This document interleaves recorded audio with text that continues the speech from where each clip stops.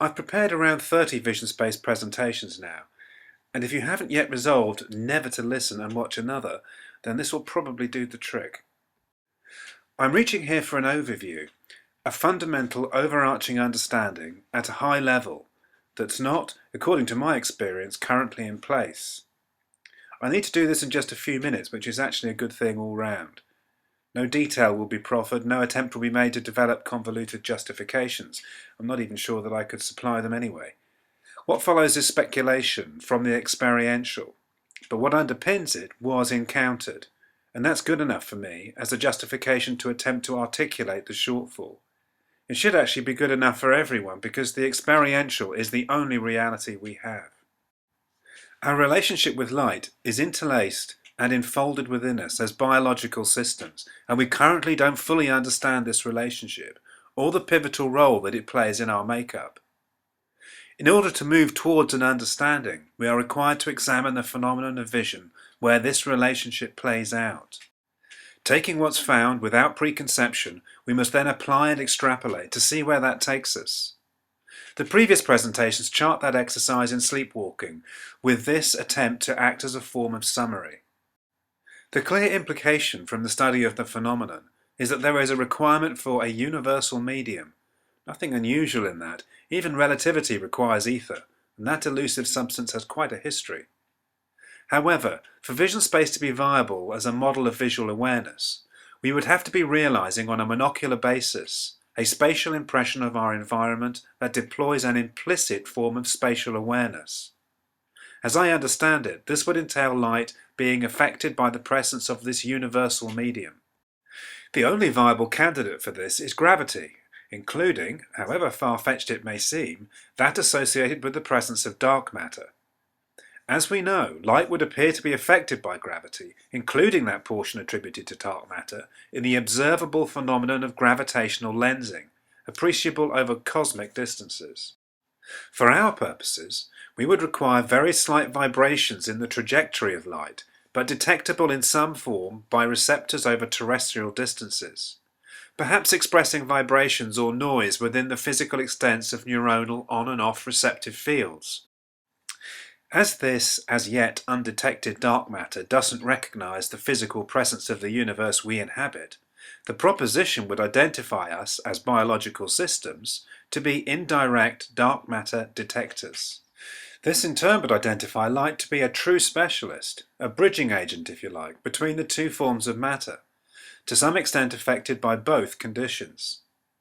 Light could then facilitate two, not one, impressions of our environment, transmitting data potentials to us as biological systems as light decoheres in its phase and particle expressions.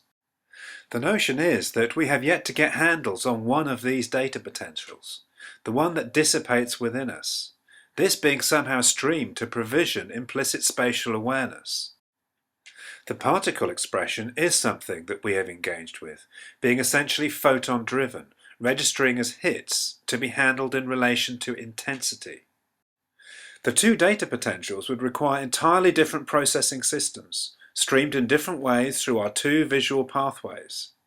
The explicit processes, understanding that there are data fragments to compile, with the implicit engaged in the realization of the present through a holistic data potential.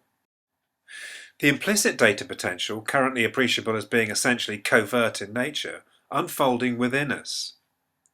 This unfolding, self-organizing mechanism suggests involvement from pink noise that is known to be present within the light array and internal neuronal noise. Somebody had an idea about the universe.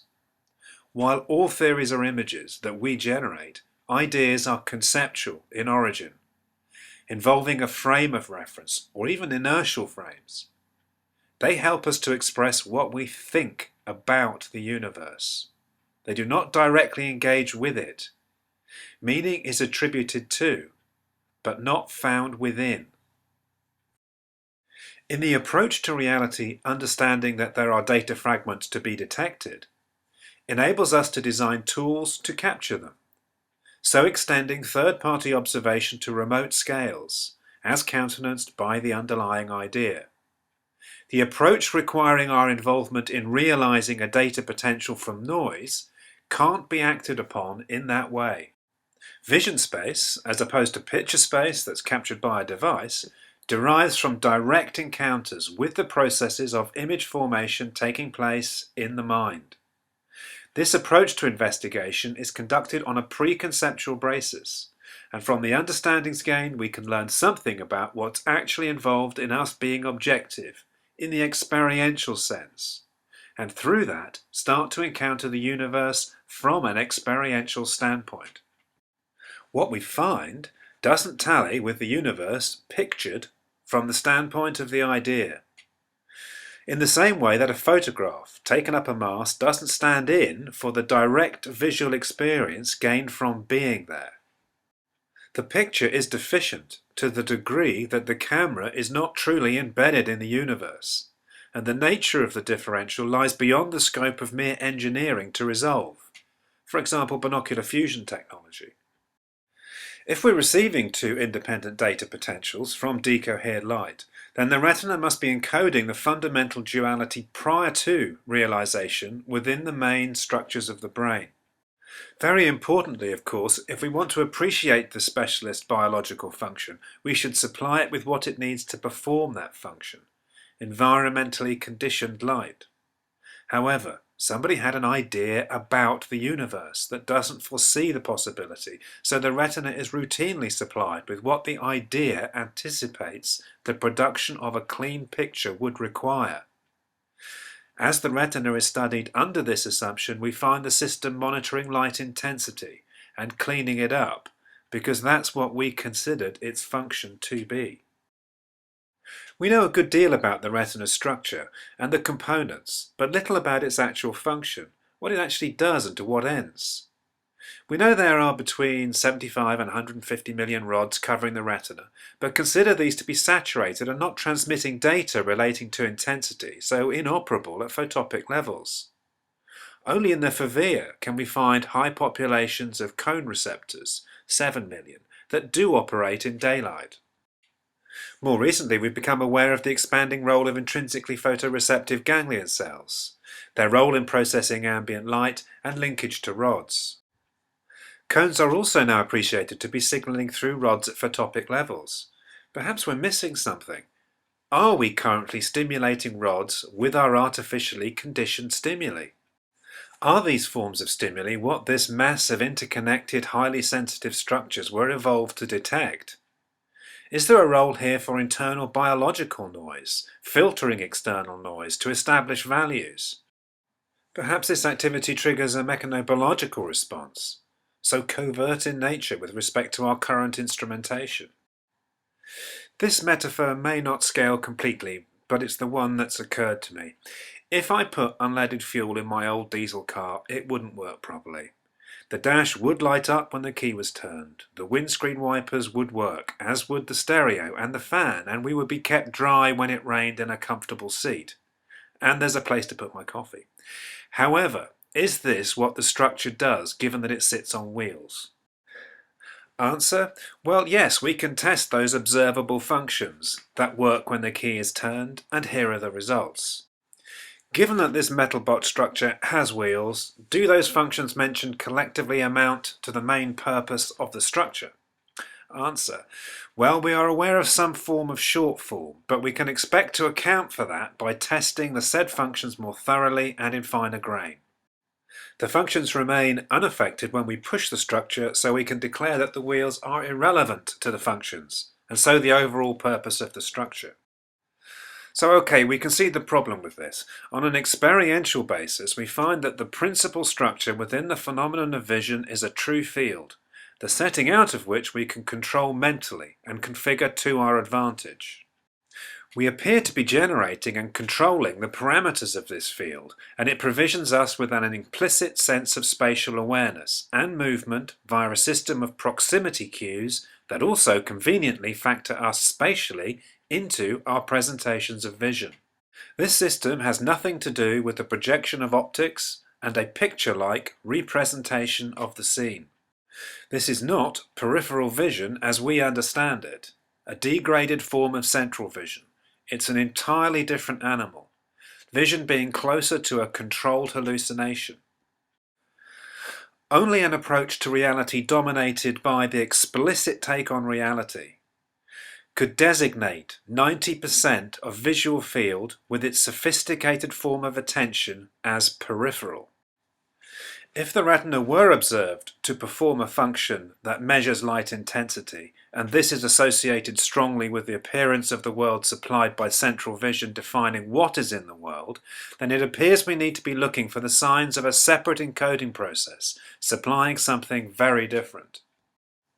A data structure likely to populate a system provisioning an holistic impression of where objects are in the world that can be addressed as a whole.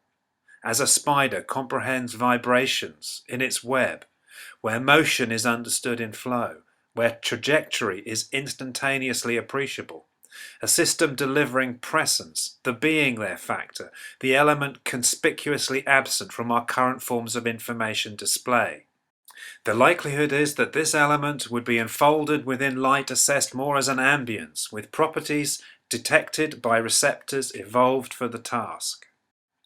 Are neuronal receptive fields aggregating what appears to be noise in relation to a fixed hit, hence their center-surround functionality? Is this aggregated value correlated with others in a non-linear processing function? Inevitably, the data potential would be noisy, with the interest embedded within it requiring realization. Implicit space would be expressed in terms of texture, and the processing possibly Bayesian in nature. The reception system would be optimized whilst appearing saturated in tests designed to measure intensity. The system would fail to make a convincing showing when presented with a signal devoid of the stimulus it was designed to encounter. Signal in the form of a picture, moving pictures, diagrams, photons boiled from a filament, in fact anything other than environmentally conditioned white light supplied at photopic levels. When we fuel the car correctly and turn the key, there will be noise for sure, and in the case of my car, smoke, but that ain't likely to be what makes the wheels go round. There has to be an engine generating the power that, with the right interface and instruction from the driver, supported by the other functions, will get the wheels turning and safely direct the vehicle. Without us generating perceptual structure and the implicit field, we wouldn't experience much. Without the engine, the structure could just function as a shelter, of course, but it would be a bit of a waste of engineering. And in the end, that functional aspect of the overall system would probably rust up and become redundant. As biological systems, we generate this perceptual structure that appears to be self-similar in nature, and through which we sense the world. Data potentials are prepared and fed into this self-organizing field structure from our sense organs. Encoding of the data potentials from the different sense ecologies ensures that prior to posting, for realization, they are in a compatible form, enabling multi-sense integration. We do not construct maps that need integrating somehow. We become aware of our environment in terms of our perceptual structure, in terms of ourselves. If the field structure that manifests implicit spatial awareness emanates from the old brain structures to cortex, what of the detailed impressions of the world inherently different in nature and transmitted via the retinogeniculate pathway? These explicit formulations are never integrated into the field. Instead, they're mediated and managed through modulation functions within the field, a process where the mitigation of the inevitable artifacts are controlled through the subtleties of the modulation function and selective inattention involving change blindness. With care, we should expect to be able to intuitively detect spatial and temporal misalignments between the two processes as they manifest, and accept that the implicit is as close as we're going to get to the present, and that as we explicitly contemplate form, we are in terms of consciousness abstracted from time now.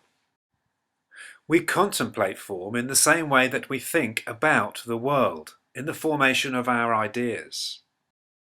Far from central vision and its explicit take on reality forming the basis of vision, it actually plays a valuable but supporting role.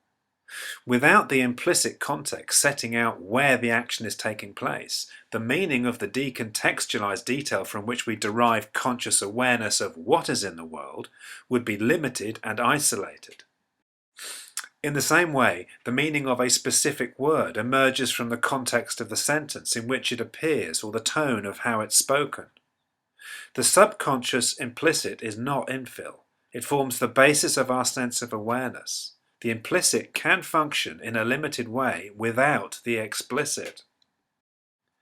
Mind understands that the physical world, the real environment, is not a duality, so its presentations of the environment are generated through a perceptual structure that attempts to mask the differences while making the best use of the specialist information contained in each data potential. It does a damn good job given the length of time it's taken to unpick the apparent unity. The requirement to come to terms with our relationship with light, and through that our extended environment that includes light itself, is bound up with our evolution, our genetic makeup, our neural structure, broader biology, and mental setup.